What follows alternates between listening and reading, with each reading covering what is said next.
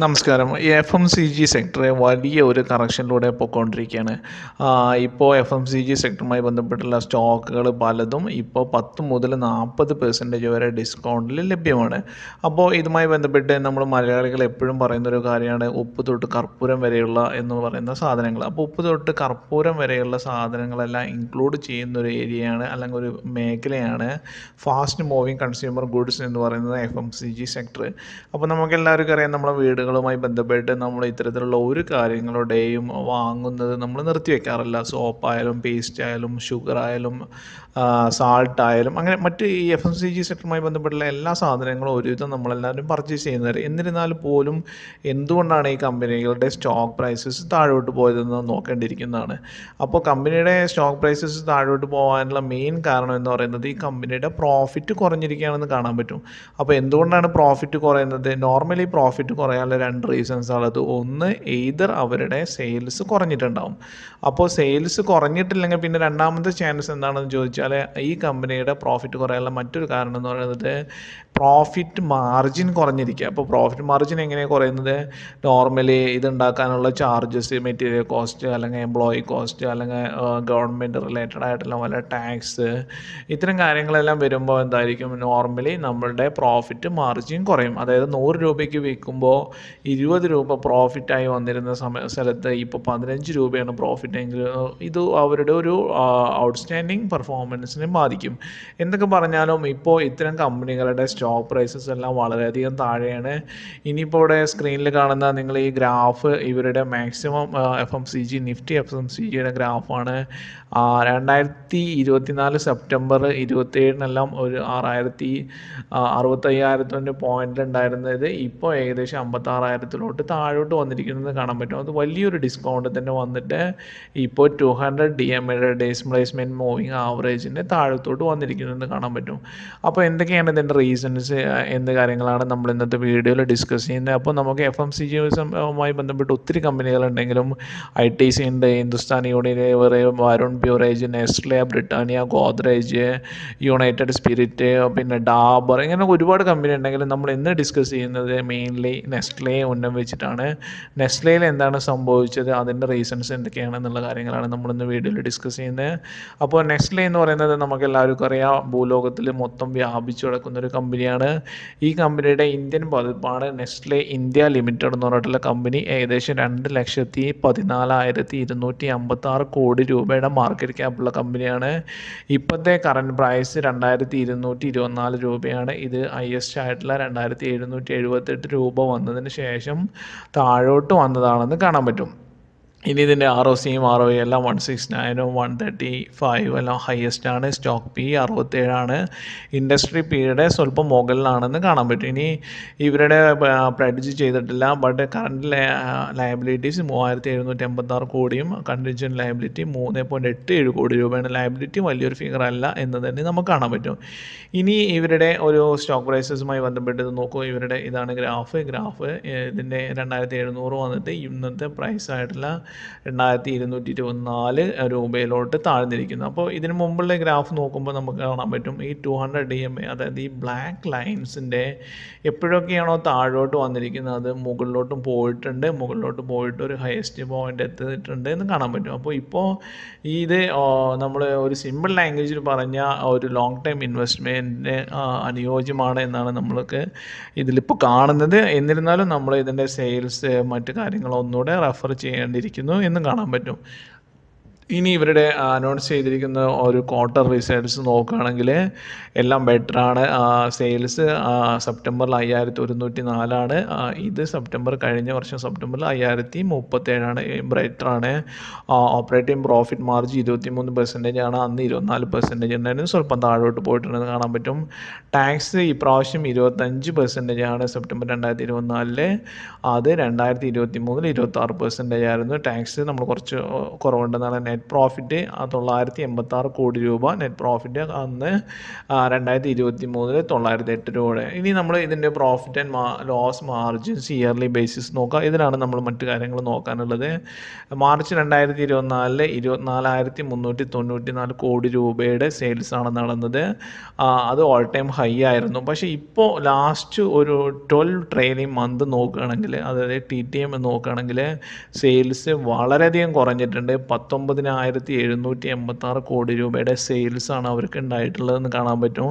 ഇനി ഈ ഒരു മാർച്ച് നോക്കുകയാണെങ്കിൽ പോലും കഴിഞ്ഞ വർഷത്തെ ഒരു സെയിൽസ് ഉണ്ടാവാനുള്ള സാധ്യത വളരെയധികം കുറവാണെന്ന് കാണാൻ പറ്റും.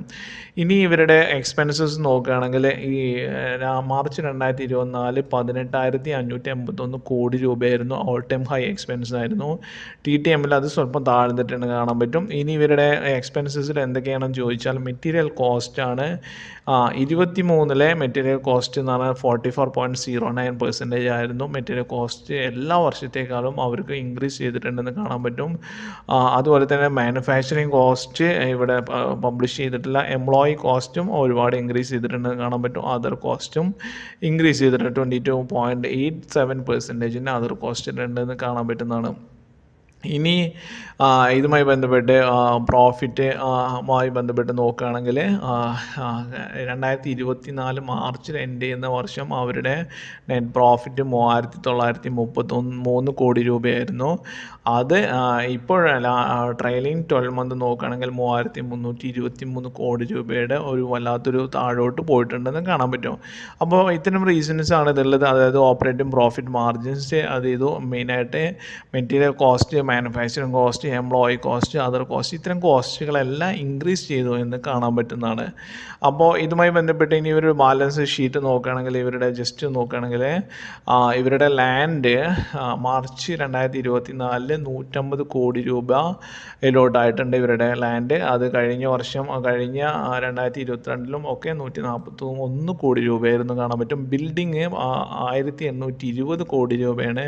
അത് അതിന് മുമ്പ് വർഷങ്ങളിലെല്ലാം ബിൽഡിങ് അവർക്ക് 1,532 കോടി രൂപയിലായിരുന്നു ഉണ്ടായിരുന്നു. പ്ലാൻ മെഷീനറീസ് 4,068 കോടി രൂപ പ്ലാൻ ആൻഡ് മെഷീനറീസ് ഉണ്ട്. അത് കഴിഞ്ഞ വർഷങ്ങളിലെല്ലാം 3,545 കോടി രൂപയായിരുന്നു കാണാൻ പറ്റും. എക്യുപ്മെൻറ്റ്സ് ഇൻക്രീസ് ചെയ്തിട്ടുണ്ട്, കമ്പ്യൂട്ടേഴ്സ് ഇൻക്രീസ് ചെയ്തിട്ടുണ്ട്, ഫർണിച്ചർ ഇൻക്രീസ് ചെയ്തിട്ടുണ്ട്, റെയിൽവേ സൈഡിങ്സ് കാണിക്കുന്നില്ല വെഹിക്കിൾസ് അവർ ഇൻക്രീസ് ചെയ്തിട്ടുണ്ട്. അങ്ങനെ ഇതുമായി ബന്ധപ്പെട്ടുള്ള എല്ലാ കോസ്റ്റുകളും അവർ ഇൻക്രീസ് ചെയ്തിട്ടുണ്ട്. അപ്പോൾ ഇതുമായി ബന്ധപ്പെട്ടുള്ള കോസ്റ്റുകളെല്ലാം ഇൻക്രീസ് ചെയ്തപ്പോൾ സഡൻലി ആ ഇയർലി അവരുടെ പ്രോഫിറ്റിനെ അത് ബാധിച്ചിട്ടുണ്ടെന്ന് കാണാൻ പറ്റും. അപ്പോൾ ഒരു ഫ്യൂച്ചർ വിഷനോടുള്ള കമ്പനി ഇത്തരം കാര്യങ്ങളിലോട്ട് ഇൻവെസ്റ്റ് ചെയ്യുന്നത് ഒറ്റ വർഷം കൊണ്ട് തന്നെ റിട്ടേൺ കിട്ടാനല്ല. അപ്പോൾ ഇത്തരം റിട്ടേണുകളെല്ലാം അടുത്ത വർഷങ്ങളിലായിരിക്കും അവർക്ക് റിട്ടേൺ കിട്ടുക എന്നും നമുക്ക് അനുമാനിക്കാവുന്നതേ ഉള്ളൂ. അപ്പോൾ ഇതുമായി ബന്ധപ്പെട്ട് ഇതൊക്കെയാണ് ഇവരുടെ ഒരു സ്റ്റോക്ക് പ്രൈസസ് കുറയാനുള്ള കാരണം എന്ന് കാണാൻ പറ്റും. ഇനി ഇതുമായി ബന്ധപ്പെട്ട് ഷെയർ ഹോൾഡിംഗ് പാറ്റേൺസ് നോക്കുമ്പോൾ നമുക്ക് അറിയുന്നത് 62.76% ആണ് പ്രൊമോട്ടേഴ്സിൻ്റെ കയ്യിലുള്ളത്, അതായത് ഇതിൻ്റെ ഓണേഴ്സിൻ്റെ കയ്യിലുള്ളത്. അത് സ്റ്റേബിളായിട്ട് കുറച്ച് വർഷങ്ങളായിട്ട് അവർ മെയിൻറ്റെയിൻ ചെയ്യുന്നത് കാണാൻ പറ്റും. FIAS കഴിഞ്ഞ ജൂൺ 24 സെപ്റ്റംബർ 24 ഒരു ഡിഫറൻസും ഇല്ല, 11.94% ആണ്. അതായത് FIAS പല കമ്പനികളിൽ നിന്നും വിറ്റ് പോയപ്പോഴും ഈ കമ്പനികളിൽ നിന്ന് അധികം സ്റ്റേക്സ് വിറ്റ് പോയിട്ടില്ലെന്ന് കാണാൻ പറ്റും. ഇനി കാണുന്നത് DIS ആണ്, മ്യൂച്വൽ ഫണ്ട് പോലുള്ള കമ്പനികൾ. ഈ മ്യൂച്വൽ ഫണ്ട് പോലുള്ള കമ്പനികൾ 9.17% ആയിരുന്നു ജൂണിൽ. സെപ്റ്റംബറിൽ അവർ 9.45%ലോട്ട് ഇൻക്രീസ് ചെയ്തിരിക്കുന്നത് കാണാൻ പറ്റും. അപ്പോൾ സ്റ്റോക്ക് പ്രൈസസ് കുറഞ്ഞു എന്ന് കരുതിയിട്ട് അവർ ഇതിൻ്റെ ഒരു ഷെയർസ് കുറയ്ക്കുകയല്ല ചെയ്തത്, ബട്ട് ഇൻക്രീസ് ചെയ്തിരിക്കുന്നത് കാണാൻ പറ്റും. ഇനി പബ്ലിക് നമ്മളെപ്പോലുള്ള ആൾക്കാർ ജൂണിൽ 16.1% ആയിരുന്നു, അത് സെപ്റ്റംബറിൽ 15.86%ലോട്ട് താഴ്ത്തി എന്ന് കാണാൻ പറ്റും. ഇനി നമ്പർ ഓഫ് ഷെയർ ഹോൾഡേഴ്സ് നോക്കുകയാണെങ്കിലും 4,37,880 ഷെയർ ഹോൾഡേഴ്സ് ഉണ്ടായിരുന്ന ജൂണിൽ ഇപ്പോൾ സെപ്റ്റംബർ ആകുമ്പോഴേക്കും 4,27,964 ഷെയർസായി കുറഞ്ഞിരിക്കുന്നത്. അതായത് ഏകദേശം 10,000 ഷെയർസ് നമ്പർ ഓഫ് ഷെയർസ് കുറഞ്ഞിരിക്കുന്നത് കാണാൻ പറ്റും. അപ്പോൾ ഇതൊരു അവസരമായി എടുക്കുന്നത് FIASും DISും പോലുള്ള ആൾക്കാരാണ്. പക്ഷെ നമ്മളെപ്പോലുള്ള ആൾക്കാർ ഇതൊന്ന് പാനിക്കായി ഷെയർസ് എല്ലാം വിറ്റ് പോയിക്കൊണ്ടിരിക്കുന്ന ഒരു അവസ്ഥയും നമുക്ക് കാണാൻ പറ്റും. അപ്പോൾ ഇതൊക്കെയാണ് ഇതുമായി ബന്ധപ്പെട്ടുള്ള നെസ്ലയുമായി ബന്ധപ്പെട്ടുള്ള കാര്യങ്ങൾ.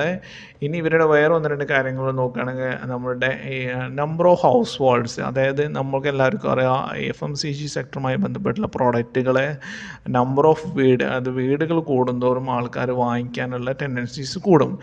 ഇപ്പോൾ നമ്മൾ ഒരു വീട്ടിൽ തന്നെ 20 ആൾക്കാരുണ്ടെങ്കിൽ ചിലപ്പോൾ FMCG എത്ര വാങ്ങിക്കുന്നു അതിൻ്റെക്കാളും കൂടുതലായിരിക്കും 20 ആൾക്കാരും ഒരു 5 വീടുകളിലായിട്ട് ഡിസ്ട്രിബ്യൂട്ട് ചെയ്ത് നിൽക്കുമ്പോൾ നമ്മൾ സാധനങ്ങൾ വാങ്ങിക്കുന്ന കഴിവ്.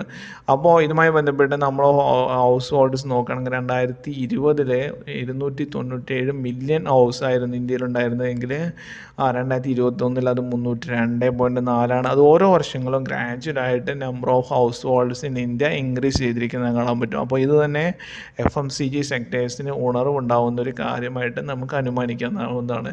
ഇനി ഇതുമായി ബന്ധപ്പെട്ട് അവരുടെ മറ്റൊരു കാര്യം എന്ന് പറയുന്നത് അവരുടെ പിന്നെന്താ പറയുക, അവരുടെ MD managing director Suresh Narayanan അദ്ദേഹം ചേഞ്ച് ആവുകയാണ്. അപ്പോൾ ഇനി വരാൻ പോകുന്നത്, ചാർജ് എടുക്കാൻ പോകുന്നത് മനീഷ് തിവാരി എന്ന് പറഞ്ഞിട്ടുള്ള ഒരാളാണ്. അദ്ദേഹം ആമസോൺ ഇന്ത്യയിൽ നിന്ന് വരുന്ന ഒരിതാണ്. ആമസോണിലും യൂണിലിവറിലെല്ലാം പേര് കേട്ടിട്ടുള്ള ഒരാളാണ് മനീഷ് തിവാരി. അപ്പോൾ അദ്ദേഹത്തിൻ്റെ ഒരു ഭരണ നൈപുണ്യം കൂടെ ഈ ഒരു കമ്പനിയെ മുന്നോട്ടുള്ള വളർച്ചയിൽ സക്സസ് ആവും എന്നാണ് എല്ലാവരും അനുമാനിക്കുന്നത്.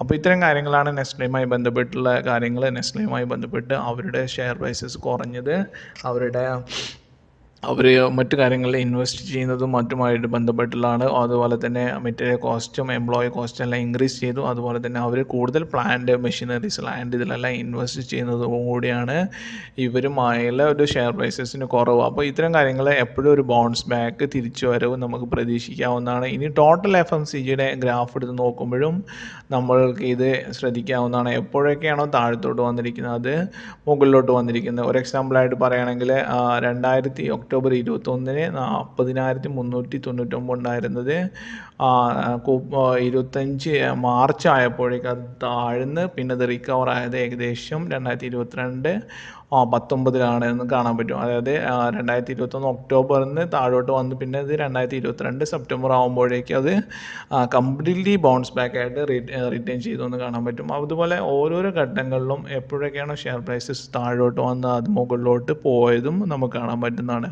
അപ്പോൾ ഇനിയുള്ളതൊരു ലോങ് ടേം ഇൻവെസ്റ്റ്മെൻറ്റിന് ആൾക്കാർക്ക് മാത്രം അതൊരു അവസരമാണ്. ഷോർട്ട് ടേമിലോട്ട് അത്ര എന്താ പറയുക അഡ്വൈസബിൾ അല്ല എന്നുകൂടെ ഞാൻ ഓർമ്മിപ്പിക്കുകയാണ്. അപ്പോൾ ഇതൊക്കെയാണ് ഇതുമായി ബന്ധപ്പെട്ടുള്ള കാര്യങ്ങൾ. നെസ്ലയിൽ ഒരു ഇൻവെസ്റ്റ് ചെയ്യാനുള്ള ഒരു സജഷനോ അല്ലെങ്കിൽ സെല് ചെയ്യാനുള്ള സജഷനോ അല്ല.